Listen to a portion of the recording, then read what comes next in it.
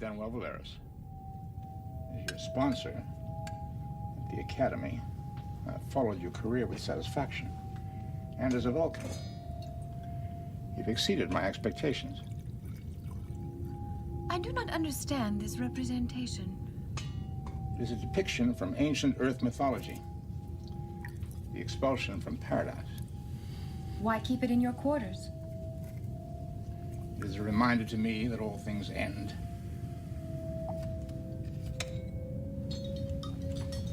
It is of endings that I wish to speak. Sir, I address you as a kindred intellect.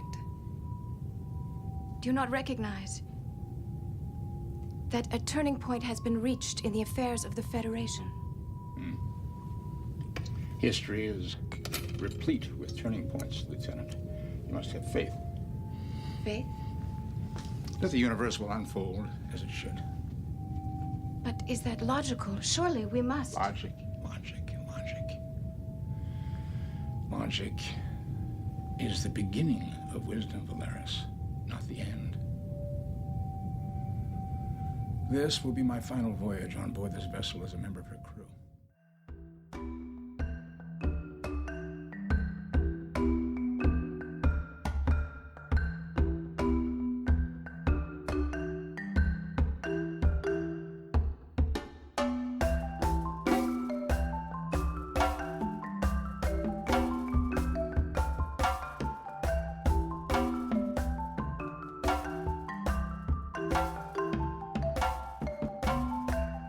So, your ears may be feeling atrophied at this time. We wanted to welcome you to yet another episode, and long overdue episode of Audio Hoo-Mons, the Preeminent works, I like that. Or the imminently... The eminent domain, it's being condemned. Yes. Podcast of DS9. So I'm Brian, and I'm joined by my good friend Alex. So how are you, Alex? I am well, thank you. It's good to hear the dulcet tones of my co-host. Yes. It's been a long time, my brother. It has. Yeah. Not that we haven't been busy, but it's just been, well, not that we haven't recorded, but we've been busy. Everybody. We had the holidays, and I guess we should just explain why we didn't do a couple of things we promised we were going to do. There were some things we did. Sure. And I'm going to own up to it. Okay. Don't impeach me over this. Because I'm going to just tell you the why. Okay, there's a couple of reasons why we did not get out like some holiday programming that we wanted to do. Like we were going to do a movie to review, and we were going to do talking about our favorite top 10 lists and stuff like that. It wasn't because we didn't want to, but one, we thought we'd have more time because your trip to China got canceled. Correct. And so I was like, we're getting plenty of time. And then boom, like literally within a day or two of learning that you were there, I was like, great, we have a little more time. We don't have to rush. I got racked with a seriously deadly case of kidney stones. And man, I mean, my dilithium crystals were plugging up everything, man. I mean, these were awful. I was sick for a good 3 weeks. I was miserable for a good 10 days. And it just, folks, took so much out of me. So it started happening right after Halloween. Right. And then it got really bad about 2 weeks before Thanksgiving. And then on the 24th or so, I finally passed the major stones. But then I still had some little guys. And so I really was not like feeling like worth a crap about doing anything until like the second week of December. I mean, and then I was traveling to see some family in the Southwest area. Did some driving, and so it's gone. It was, and then next thing you know, Jed's a millionaire. It's 2020. Yeah, I mean, we even tried to thought, well, maybe we could squeeze it in before New Year's and all that, but I don't know about you folks, but the holidays being what they are, and of course, I always want an opportunity to talk to you, Brian, but it just didn't work, and we finally just had to like throw up the white flag and surrender and just say, we're just not going to make it. And we know you understand. Nobody was coming at us on Twitter or anything or on Facebook saying, where are you, Ben? What are you doing? But we wanted to express to you why that didn't happen. It was disappointing because that we wanted to have those conversations. But sure. as we let off before we started, we let off with a little soundbite there. That was from, of course, Star Trek VI, The Undiscovered Country, and that's Spock and Valeris talking about endings. Well, that's what we're talking about here today.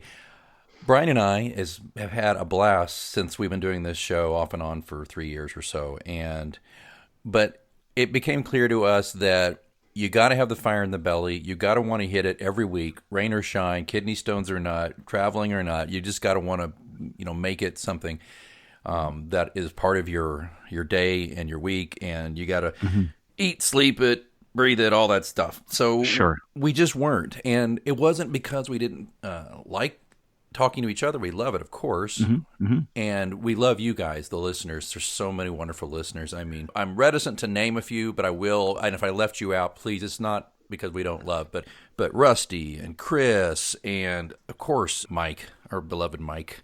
You guys have been great. Yeah. And if we missed anybody, please forgive me, but you guys have been wonderful and supportive and had fun with us and sent in your sound clips and entertained our drivel and our Tranya-laden rants and all these things in celebration of what I still think is the greatest overall Trek series, Deep Space Nine. And Indeed, our original mission was for as Brian as a new guy to Deep Space Nine, and me as the old hand at Deep Space Nine, to just watch these together, see what Brian gleaned from it as a new watcher, and what I brought to the table as someone who'd seen it as an OG.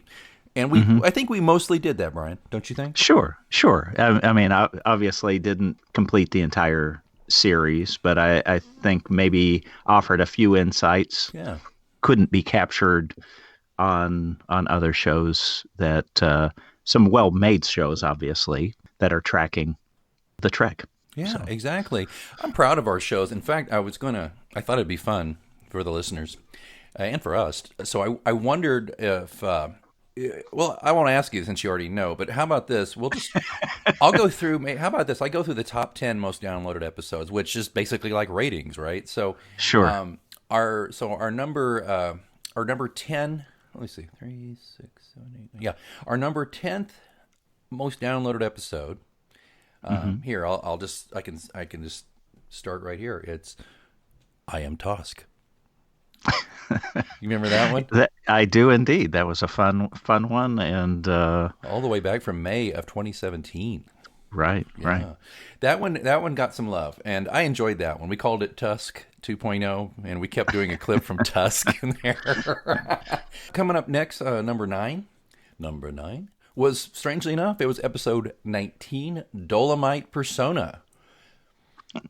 Yeah. Also from 2017. Yeah, so that one was number 9. And then a more recent one from last year, from around April, coming up on number 8, Keeping Up with the Cardassians. That's a good one. That's a good one. That was fun. I think probably a running theme is when we kind of have fun in our interchanges about the episode, both good and bad, because a lot of these, there's great character development, but there's also occasionally a cheese factor that makes that makes the episodes fun to talk about.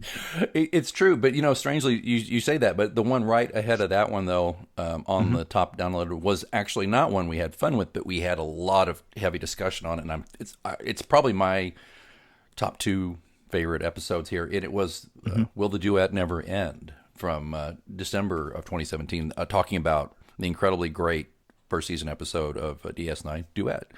Oh yeah. We got a lot of props for that one. I remember that on social media. People like discussing it and thumbs upping that one a lot. So I'm very proud of that one. This next one's not even an actual real full blown episode. It's a bonus, and it's actually also serious. It's the in memoriam we did for the late Aaron Eisenberg. And yes. Yeah. Over the last year, we've lost a couple of great. And we didn't great cast members. Yeah, and we did do it. It's not in our top 10, but it's a little more, obviously more recent. But we also did an in memoriam clip for Rene Aubergenois, who was our beloved Odo, and that one hit me really hard because I've watched Rene since I saw Rene first when he did the original MASH movie. I remember he was Father Mulcahy, and then of course Benson. He was, Yes. Clayton Endicott III on Benson. And he's just done a series of wonderful films, but Odo will always be my top. And I met him at a con years ago, just briefly, where I'll never forget him saying, because he's not in makeup, but he's just up there and he's this skinny dude on the stage. He says, and if you're wondering if I'm really, and he talked kind of like this, if you're wondering if I'm really Odo, well, I'm the guy. And he got right into Odo's voice, and the whole crowd just went nuts, Yeah.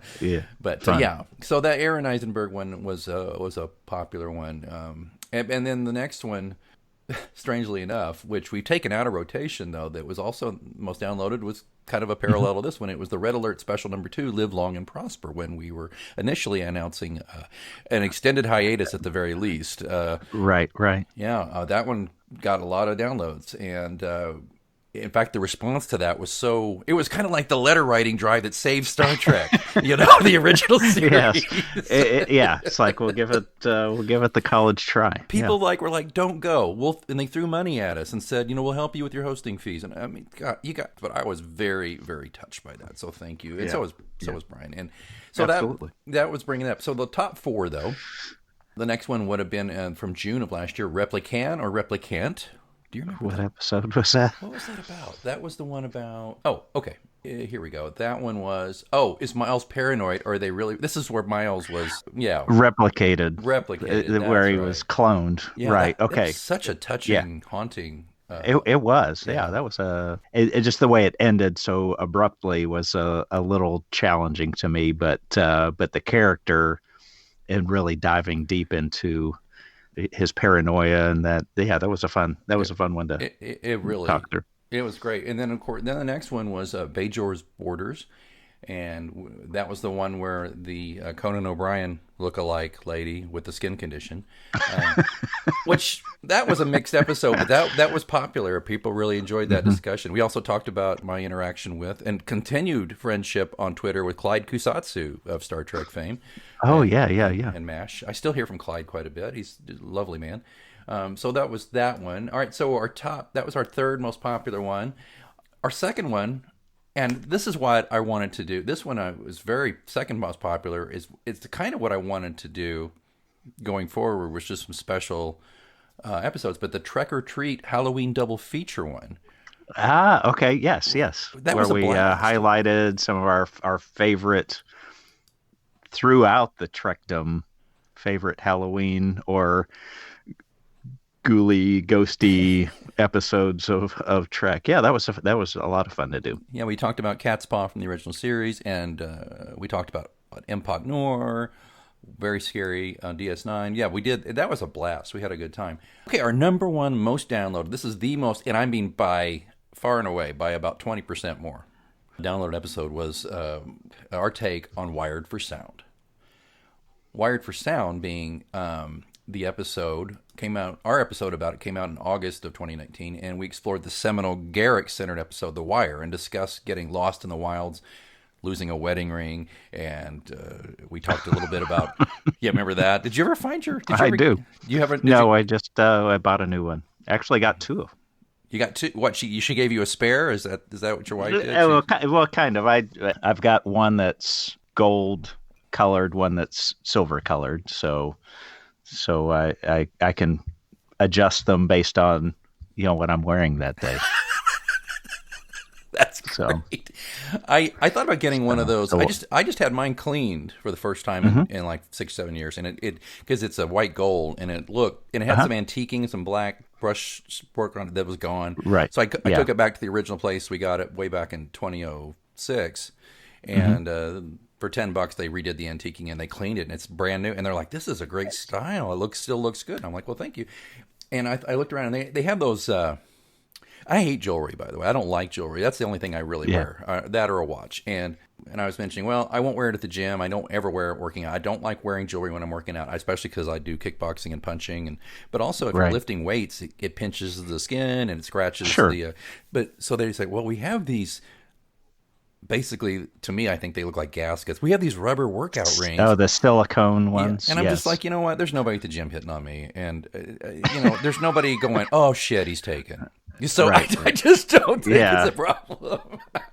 But I understand people who need those, like I know a lot of people who are first responders or medical people, and the last thing they want is to get their nice jewelry in somebody's guts and that kind of thing. Yeah, or if you're working around heavy machinery at all, Yeah. that's a good thing to do. Yeah. So, Well, I'm yeah, glad I certainly understand. I'm glad you got you've got some real insurance policy there. I'm glad, but that episode about addiction, and we talked about my experiences with a friend who was addicted, and it was I'm proud I'm proud of all those episodes being the ones that everybody was really into, and the Rene Auberjonois one is actually doing quite well on downloads as well. That came out on December 9th, right after he died, But there were some other shows that, for me, were a hoot. I loved You Flatter Me, Sir, talking about The trial. the trial. Oh, Yes. man. Yeah. I had such fun with that. Beardless Evil, talking about the crossover to the Mirror Universe episode. Word to Your Lobes. I mean, there's just so many that I was proud. Earshot JR. Remember when they shot him? I had more fun naming these episodes. Yeah. Boxing. It's been a blast. I mean, I mean, this is a little bittersweet. I think we are both understand that this is the right move to make, and we're certainly saddened by the ending portion of it. But it's the right decision, I think, for both of us. And I mean, you have some great stuff that you're working on in your future. So if people are looking to continue to hear your voice and you'll learn about what you're doing, then you'll still be doing some podcasting. Discuss some of those things that you've got going. Well, and you were a guest on Mysterious Goings On, which is my show I've had since 2016. And that show's just going great guns, having great interviews with people. And some of my monologues about, if you want to hear about my kidney stones, there's an episode called The Knife in My Back that's probably, I think it's like in the top 3 most downloaded of my series. And that's only been out since December, I believe. And it's already shot to the top. But this is interesting, Brian, looking at my ratings. I just went over and glanced at my ratings for Mysterious Goings On. The third most popular episode, the most popular one is the one about my eyesight. The second is the one about my kidneys. The third is you. It's the Restaurant's Invisible Man episode. If you haven't heard this, It's me interviewing Brian about his day job. Right. And obviously by the downloads, people are fascinated. And I mean, I'm going to tell you something. I have heard that episode. Well, 1, I interviewed him. 2, I had to edit it. 3, I had to quality control my edit. So I've heard it 3 times before anybody else ever heard it. And then since then, I've listened to it at least a couple of times because I just fascinated by this. Brian is so eloquent about what he does, and he's so passionate about it. Please go listen to it. It's Mysterious Goings On. I'll put a link in the show notes. And if you'd subscribe, I'd be honored. And there'll be a little bit of talking about Trek in there. I do a little bit here and there. I don't do it on the same level that we did here. But so there's that. But I'm also, if you're at all interested in my day job, because Mysterious Goings On is also about my life as a writer. It's also just about me, my life, and about living and experiences and interviewing creative people. But there's another one that's strictly job related. Just launched it. It's on Anchor FM. It is, if you're interested at all in what I do for a day job, public relations consulting, it's tips on how to have good PR tips for your business, brand, organization, whatever. And it's usually anywhere from 2 minutes to a 15-minute show. Occasionally I'm going to have some interviews. Longer form interviews, but not like super long. This is a show for business people who are busy and they want to get some tips maybe in the car on their way between meetings or to work or home. And it's called PR After Hours, and it's got kind of a cocktail theme. Haha, wow. I wonder where that came from. But the idea is you're going to get a cocktail of tips from me free of charge. So pull up a chair. So that's what I'm working on. Now, what about you, man? What are you working on? So, same as always. New product development in the restaurant industry, and we'll see how this coronavirus thing plays out. But did you launch that? Are you trying to make some money on that? Or what's the deal? I'm trying to stay clear of it, but I so that may impact my international travel this year because you know, Just sad we trombone. Well, it's sad because people are just sick, but I'm also sad sure, because you may not get to travel yet yeah, again. But I'd rather yeah. you didn't travel, man. I don't want you getting in the Oh middle of yeah, this. yeah. We'll wait till it's under control. I We just won't take read, chances. So well, buddy, I just read that the Chinese are quarantining 35 million people. yeah, I mean, no one can leave Wuhan. I mean, there's and it's spreading. Just an announcement this morning that Hong Kong will not send any political people to mainland China They don't want to right bring it now. back, right? Yeah. Exactly. So, and then of course in my hometown there was a confirmed case. So Gee, everybody knows where you are. Your yeah, hometown being in the Chicago area. Chicagoland. Greater Chicagoland area. Yeah, so I'm in the northwest suburbs, and that's actually where she is. She's in a hospital in Hoffman Estates, which, if you know the area, that's it's near the airport, between the airport and Six Flags. If you if you know the area. Now, how did she? What kind of is she? International She traveler? had, yeah, correct. So she had family in Wuhan. She flew back the second week in January with no symptoms, and then started exhibiting symptoms after getting home. Was at least wise enough to call her doctor, and was diagnosed at that time. And then once that happened, the CDC got involved. She got quarantined, and she's seems to be recovering, but and she's in her 60s. So, Well, yeah. so it seems to more dramatically, as often the case, more dramatically impact the older and the younger. Yeah. Those without as strong of an immune system as those. Well, the main thing is, folks, if you've got symptoms, you start the symptoms, do not be embarrassed to at least call your physician or go to a Minute Clinic. I mean, if you don't have health insurance, we understand this, but if you don't have health insurance, call your local health department and say, I don't have health insurance. I'm worried that I have this. Maybe they can have some resources to help you.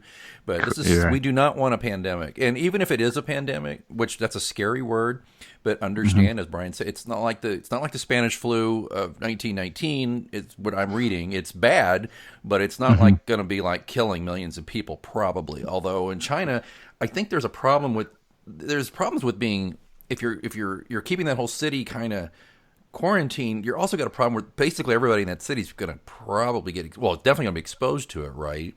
I don't know if they're going to die from it. Depending on the interaction, they're telling people to stay home. So if it could run its course, then yeah, I think the other challenge related to it is it's how quickly it can mutate. So getting effective antibiotics that can take it on, I think is or I guess it's a virus. So It's a virus. I don't know if yes, there's really not a lot you can do. You can knock it down, I assume. I mean, but they can't. It's hard to come up with a vaccine. Yeah. Because of the mutation cycle. So anyway, that said, you're going to still focus on creating new, exciting products. Correct. Yeah, I have actually sent you a short video yesterday of cool. a few things that I'm working on, and yeah, for me it's a lot of fun. It's a great creative outlet, but it also pays the bills. So if you what's the old saying? If you love what you do, you'll never work a day in your life. That's kind of what I get to do. I love writing and I love podcasting, so I just don't get paid for it. So that's I work, man. Anyway, but no, I'm with you on that. Well, so that may lead you to say, well, what about you two together? Well, okay, here's the thing. We decided it wasn't totally just the format of this show that kept us from doing it. We're just busy people, and we didn't necessarily want to just launch into a show about like The Odd Couple, or just a show about Brian and Al talk politics, or something. Which we might. It's an election year, and if we do, there's some of you listeners who don't want to hear our thoughts on that. But what I'm thinking, and I mean, I haven't even told him this. I'll spring this on him. Just say, if Brian wants to, anytime, he's got a standing invitation to come on to Mysterious Goings On. And if he wants to just come on, gives me an idea, let's talk about this or that or current events, I'm happy to have him. until we get to a point where we decide we want to do a show regularly and talk. And we may, in a week or so, decide we've got an idea and we want to start doing that. But for a while there, I kept saying to Brian, let's just put it off until we have an idea for what we're going to do next together. But we still don't know. And if you have suggestions, our Twitter feed and our Facebook page is open. We'd love to hear what you think. If you even want to hear from us anymore, you might be like, hey, guys, that was fun. Goodbye. Goodbye. Yeah. Next. Personally, I mean, we were college roommates, and we've been friends for 35 years now, something like that. Holy cow. Yeah, we're not going anywhere. We'll still be hanging out. So whether you get to, get to be a fly on the wall of our conversations or not, we're the best of friends, and we'll continue to to converse and hang out. This is it? It does look that way.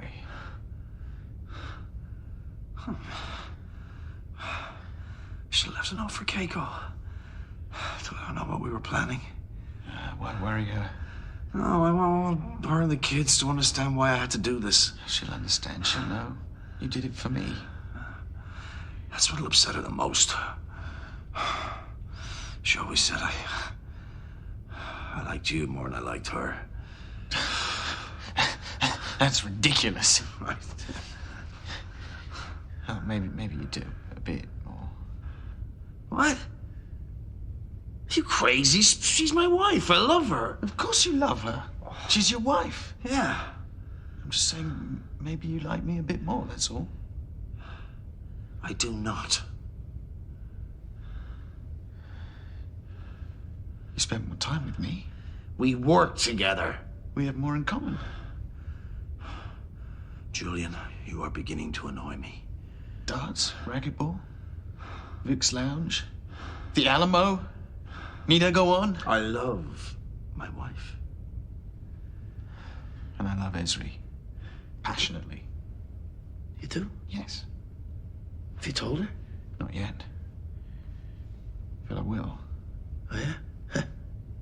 When? When I'm ready. Just that I like you a bit more. See? There, I've admitted it. Yeah, well, I love my wife. And we won't say where, but we are going on a joint family vacation this summer. Indeed. You know what? We might. Maybe that's a place to cast. We might to surprise you with that. So here's what's going to happen real quick. The Twitter feed stays. The Facebook page stays, but don't expect it to be updated all that often. I am watching Picard.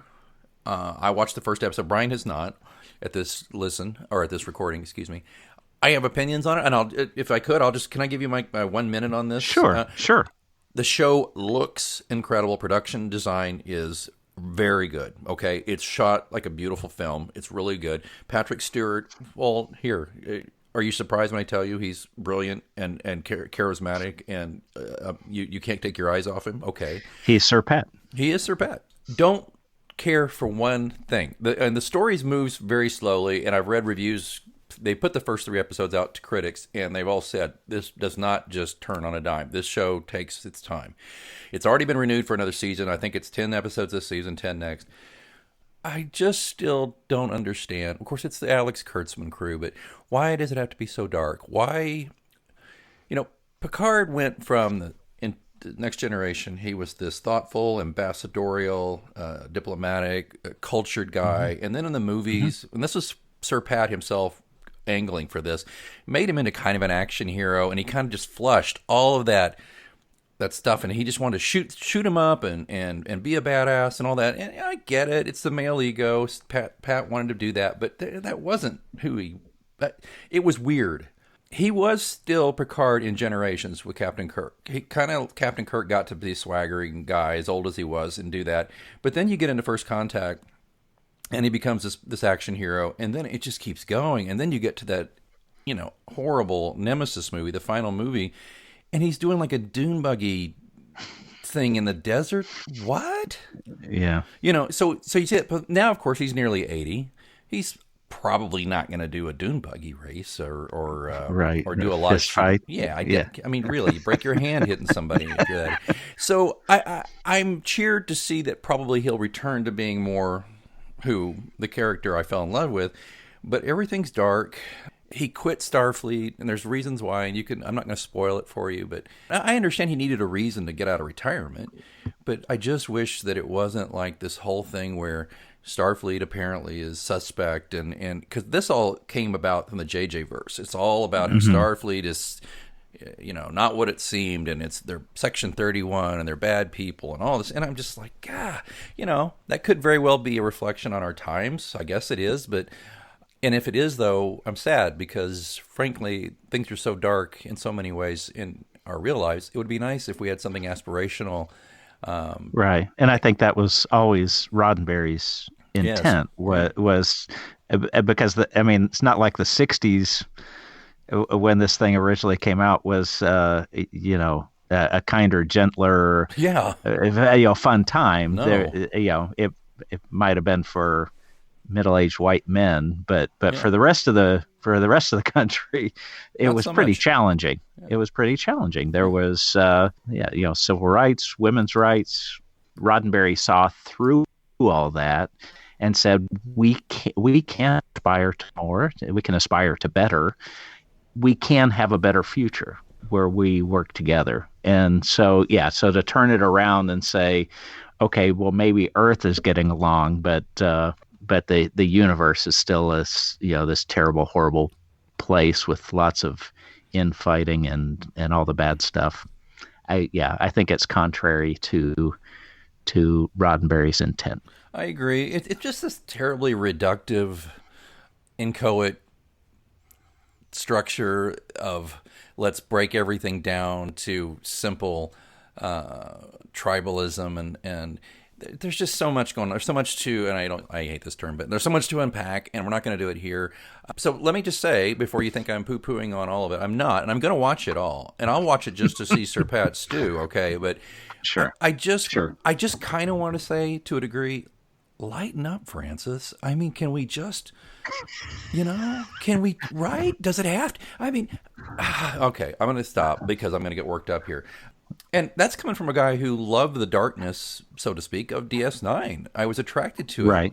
But to me, this just seems to not really have anything more than... It seems to be more stylistic than clever. So if you want to hear more of my thoughts on that, I'll probably be mentioning it on my show, Mysterious Goings On. Very good. So that's kind of where we are with this. What else we got here before we wrap up this final and legit, folks, this is it. We're done. We're not coming back in this series. Just you mentioned it before. Just a thank you to everyone. Yeah. We are very grateful for your contribution and for giving us of your time and your energy to allowing us to ramble on like we like to do, prattle. Can I give a recommendation? If there's a show you're not listening to, and I'm very supportive of. They're not competing. I mean, we're not competing. We are such small fry. But other shows. But if you're not listening to Inglorious Trexperts, you're missing out. Now they're OGs. They're like Brian and me. They are original series people. They're about our age. They're about a year older maybe.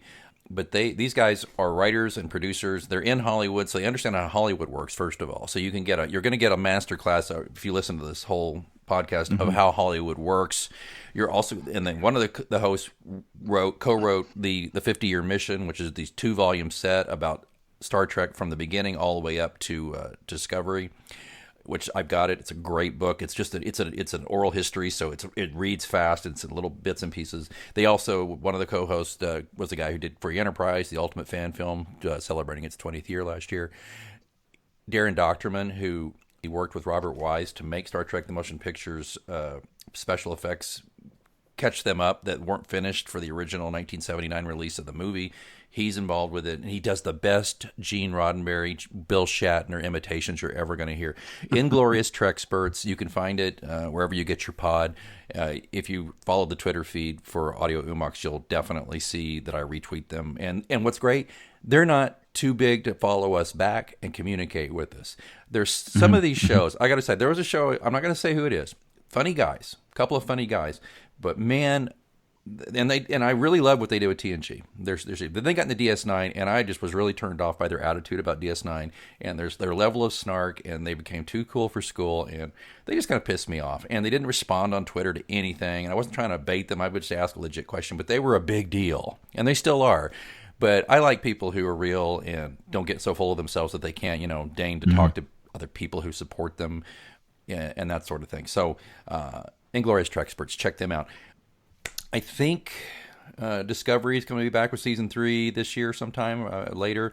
Again, don't love it. I will peep at it a little bit just to see where they're going to do with it, because I know they're a dramatic shift in their plot line.